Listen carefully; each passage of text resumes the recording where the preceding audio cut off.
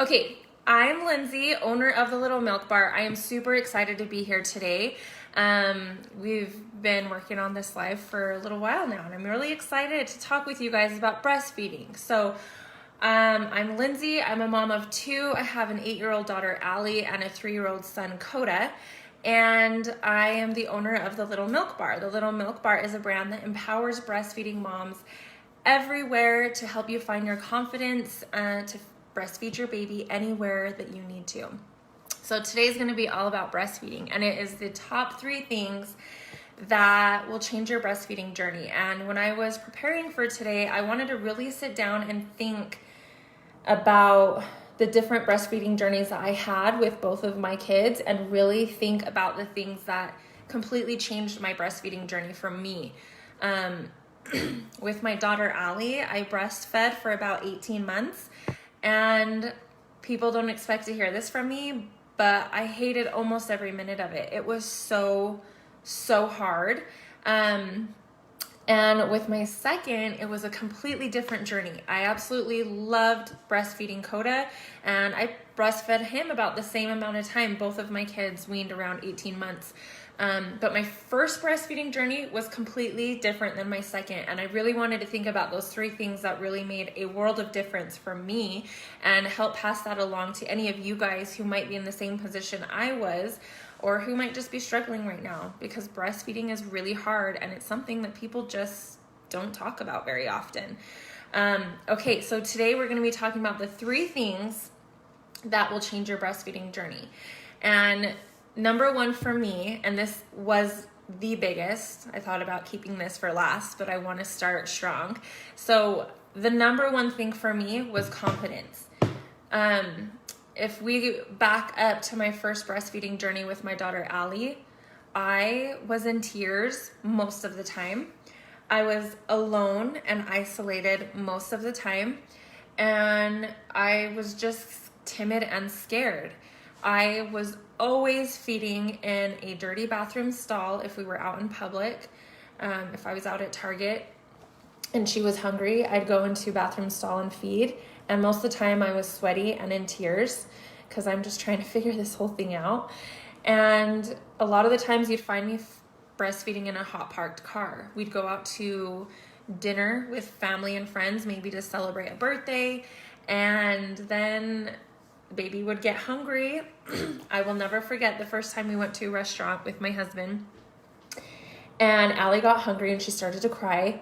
And I was a new mom. I didn't know what I was doing. And I turned to my husband and I said, "Can I feed her here?"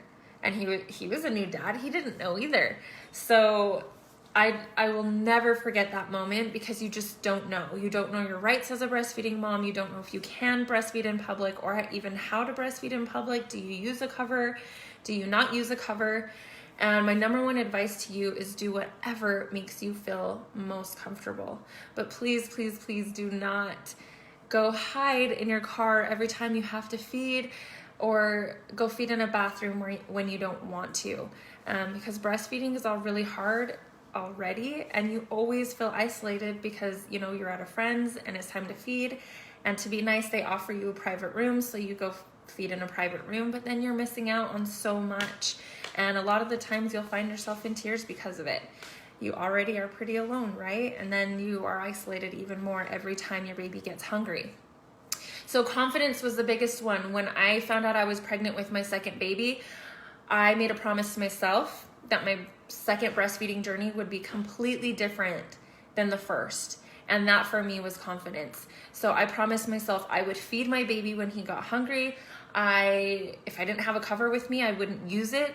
If I was out in public or at a restaurant, instead of leaving my family and friends to go sit and feed in a hot parked car, I would sit at the dinner table and feed my baby and enjoy the company of my friends and family. And I did that, and it made a world of difference for me. I cannot tell you, that really was the single most important thing for me from breastfeeding journey number 1 to breastfeeding journey number 2. And please know, in the US, it is your legal right to breastfeed your baby with or without a cover. So you don't need to use a cover. I know a lot of you probably got one for your baby shower, and I used to use one because I didn't feel quite comfortable enough. And I just didn't know, because that's what I was taught. Like, I was never really around breastfeeding moms, so I just thought that's what you do. That's how you're polite. You remove yourself and go breastfeed, or you get your cover and you put your cover on. So a really quick tip I wanted to help you with this one is confidence in breastfeeding wherever you need to can be hard to come by. If you need a cover, use it for a little while. Use it as training wheels until you feel comfortable enough to drop the cover. But if you don't know about this one little tip, I'm going to share it with you really quick. It's called the 2-shirt method. And I'm always surprised on how many moms don't know about this. I thought it was common sense, but I mentioned it on my Instagram account, and so many moms hadn't ever seen it before. So I wanted to share it with you in case. So the 2-shirt method makes it really easy for you to breastfeed in public. A lot of the times you feel overexposed, or you're just not quite comfortable yet. So there's this thing called the 2-shirt method, which is you wear a tank top underneath your top shirt. It can be just a regular cami, or it can be, this one's a breastfeeding tank, but it does not need to be a breastfeeding tank.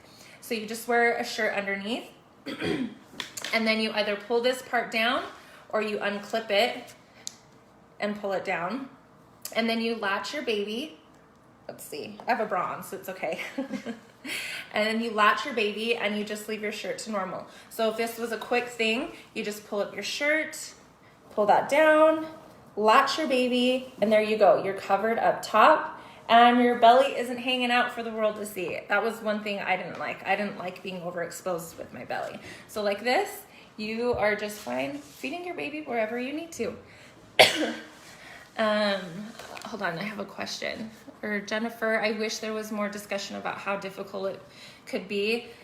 Right? Like, why doesn't anybody talk about this? We think breastfeeding is natural and normal, so it should come normal and natural, but it doesn't. Most of the time it actually doesn't, and it's really hard to get that perfect latch with your baby. So I hear you. It was difficult for my husband because he felt isolated as well. He wanted to help. That is such a big one. It is hard. When you're breastfeeding, you kind of feel like the whole weight of the world is on your shoulders, right? Baby is hungry and you need to feed. And really your partner can't help unless you pumped earlier and they take over a feeding to bottle feed for you. But even at that point, then you have to release the milk that you would have normally fed. So you would need to, sorry, trying to put my shirt back together. You would need to pump anyways. So it kind of, I know, I feel you. Okay, so number one, confidence. Know that you can breastfeed your baby whenever and wherever you need to. Use the 2-shirt method if you need to. Use a cover if you need to. Do whatever makes you feel most comfortable. This was my fun little prop baby. Okay, number two, stop stressing about your milk supply. This is such a big one. I get this question over and over several times a day. How do I increase my milk supply? I want you guys to understand that having a real milk supply issue is such a small percentage. So only 1 to 5% of mothers are actually not producing enough milk. That's it. Only 1 to 5%. So there are so many of you stressing about your milk supply when it is not a valid worry for you. You have to remember that your milk is like supply and demand. So I have some fake boobs here. Let's see. I wish I had like some fake milk here too that I could show you, like a water balloon. Okay, your breasts work like supply and demand. Your boobs aren't constantly full all of the time. So what happens is you're feeding your baby, and then your baby's done with their feeding. So you may put baby down for a nap, and then you might go to pump, and then you pump and you only get like a half an ounce. And then you start to freak out because you're like, oh my gosh, I'm not producing enough milk. Is my baby even getting enough milk? It's supply and demand. Your breast is making the amount of milk that your baby is extracting. So you can't have, let's say, a full breast of milk, feed your baby, and then go pump and be surprised that you only got a half an ounce. because all of the milk went already to your baby, and your baby got fed and her belly is full, and now you're trying to pump anything that's extra. So anything you're pumping after a feeding is just extra. And I know that a lot of you get worried because you look online and you see these freezer stashes of hundreds of ounces of milk, which that is great for that mother if that's what she wants to do, is pump that much milk. But let me tell you, I've breastfed 2 kids and went back to work after 3 months, and I only ever had maybe about 10, maybe 15 ounces of breast milk in the freezer. That is it. Because when you're pumping, if you're going back to work, you only need stash for about 1 or 2 days. Unless you plan to be gone for a long period of time, you don't need a huge stash of milk. And I know that this is the biggest worry for moms. They worry they're not producing enough because they see what Susan produced on Instagram and she posted a huge freezer stash. But really it does not need to be that way unless you plan to go on vacation and you're going to be away from your baby for a long amount of time. Your baby drinks what your milk is producing, and then anything you're pumping is just a little bit extra. So you only need about 1 or 2 days of milk stash in your freezer if you're returning back to work. And then what happens after that is when you're at work, you're pumping. So you're pumping about 3, maybe 4 times a day when you're at work, depending on where you're at in your breastfeeding journey. And the milk that you're producing on today is going to be fed to your baby tomorrow. So you're constantly pumping, and then your baby is drinking it the next day. So you really never need a full stash of milk in your freezer unless it's a goal of yours, unless you plan to be away from your baby, unless your husband takes night feedings. You don't need to stress about your milk supply because it's probably fine. Unless your doctor says that there is a valid reason for you to be concerned about your milk supply, then it's all made up in your head. And it's like 99% of your stress is my baby getting enough? Because your baby might go on a huge cluster feeding today and you're like, this is not like her. She's not getting enough milk. That's like the first thing our minds go to. But please know that they are getting enough. They just are going through a growth spurt and they're just cluster feeding. Or maybe today they're not as hungry as they were yesterday, because just like you and I, we're not on a full feeding schedule, right? We might be more hungry today than we were yesterday. And that's fine. We just feed them when they're hungry. And if they're not that hungry, then we don't feed them that much. Okay, a question. I assumed soft breast meant there was nothing for my baby. Was glad to learn that wasn't the case. It was only in the beginning that my breasts were ever full. That is such a good one. A lot of women are concerned that they don't have enough because their breasts go soft. At the beginning, your breasts will feel engorged because you are, it's your first fill. Your body's just producing enough milk until they understand your baby's eating habits, and then it slows down. So at the very beginning, you will have engorged breasts. They may hurt. It's only for a little while though, until your body starts to understand when your baby's eating, how much they're taking, and then your body kind of levels off and starts to stop overproducing. So yes, your breasts will go soft after a few weeks. And it doesn't mean that you don't have less milk. It just means that it's literally being produced while your baby is taking it. And yes, if they go soft, does not mean you do not have enough milk.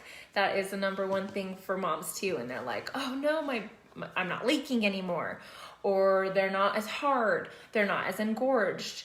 I think I'm losing my milk supply. You're not losing your milk supply. Remember, milk supply is supply and demand. So your body's just leveling out and realizing how much your baby's eating. And they're just not producing that extra anymore because they don't need to. Okay, so then number 3, this was a big one for me too.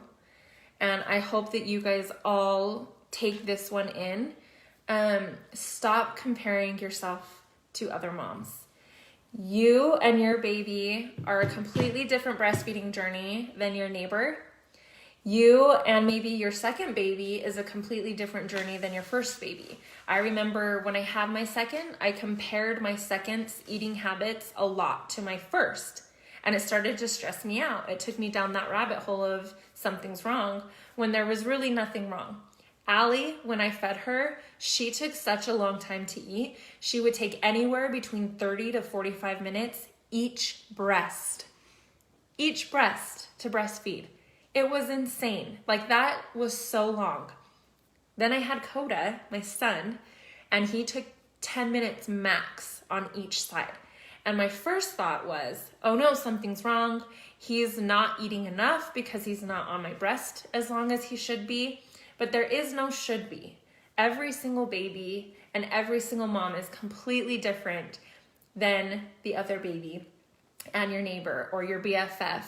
Maybe you and your BFF had a baby at the same time and their baby's drinking 6 ounces every time they feed and yours is only drinking 4. That does not mean anything. That doesn't mean your baby's not getting enough. It doesn't mean they're overeating. It just means that every baby is different, right? You don't eat the exact same amount of calories as your husband or your partner every single day.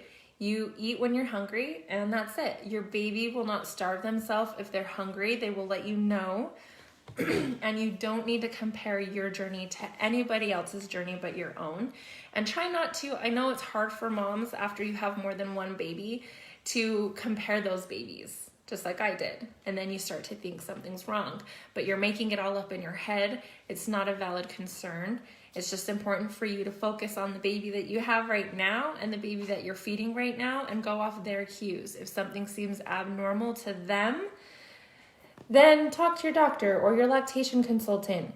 But don't make assumptions off of your previous kids because it's completely different than your first.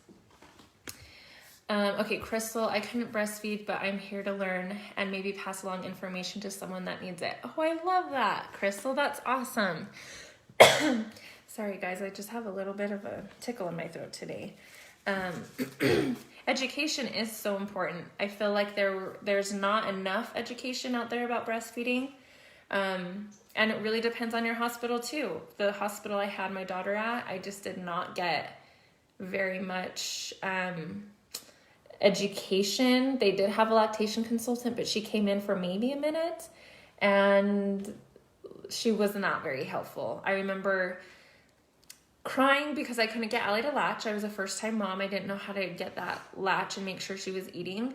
And she just kept crying and I couldn't get her to latch. So I called the lactation consultant in and I remember her putting the pressure on me saying, if you don't get her to eat within the next 25 minutes, then we have to give her a bottle of formula.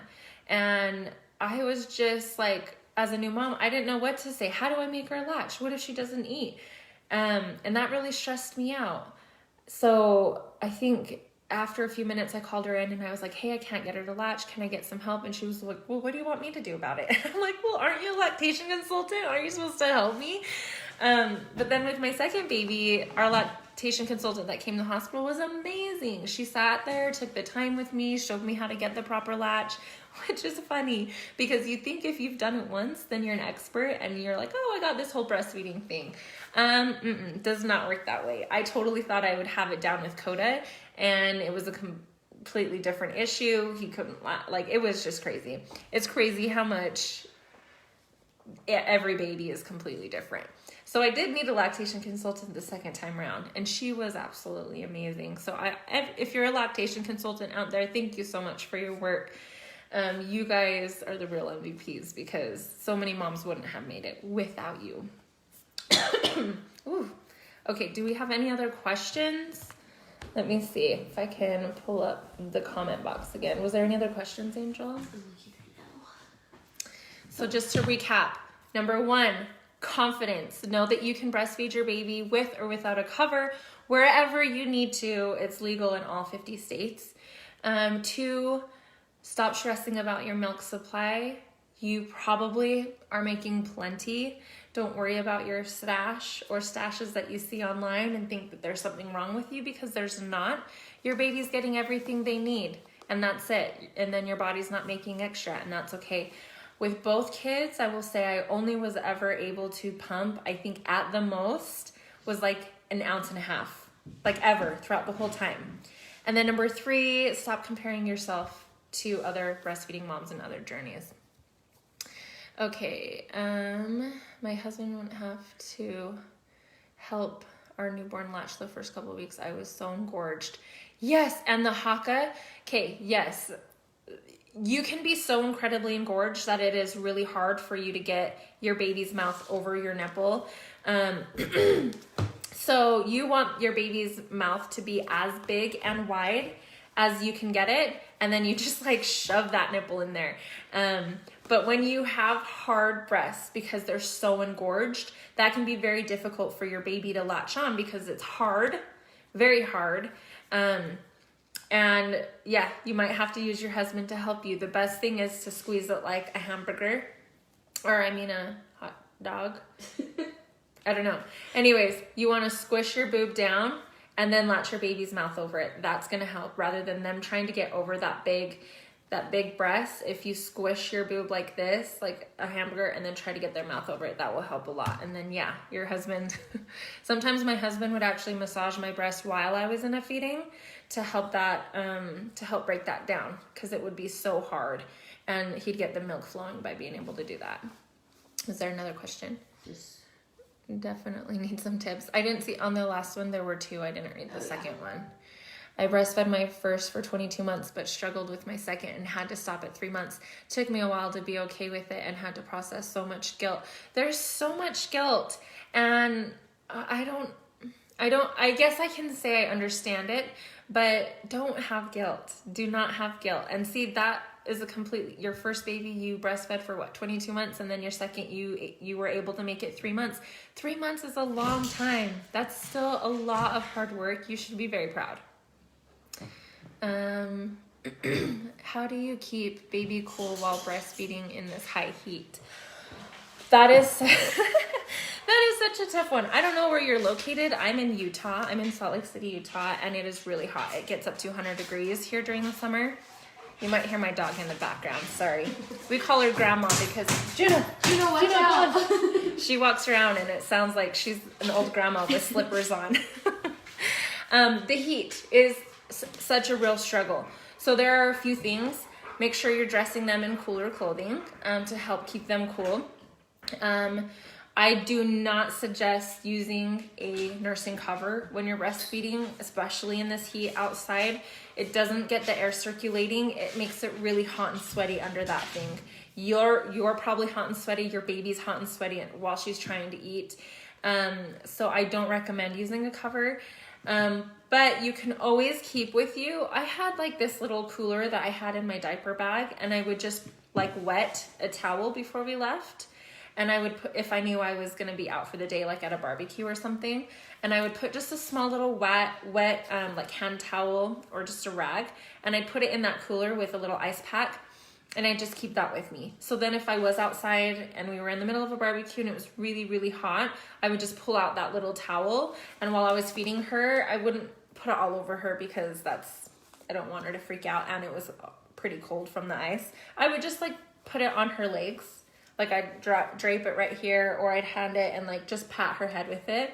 That was one thing that I always did, was just keep a little rag with me, or a wet rag. Or if you're at a friend's house, you can just ask to borrow one from them and just run it under some cool water, and while you're feeding them, just dab them dry. I know the heat is tough during winter.